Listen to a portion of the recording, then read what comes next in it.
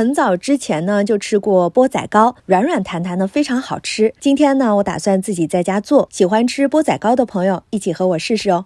大碗当中倒入65克的粘米粉和10克的木薯淀粉，搅拌均匀。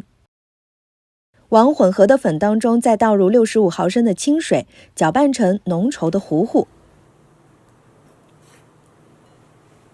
奶锅当中先倒入100毫升的清水，再加30克的白糖。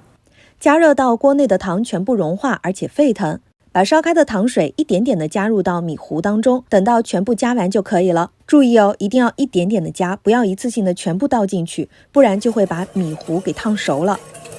蒸锅当中的水烧开，把准备好的容器先放入蒸锅内蒸热，在容器底部放上一些蜜豆，把调好的糊舀入到容器内。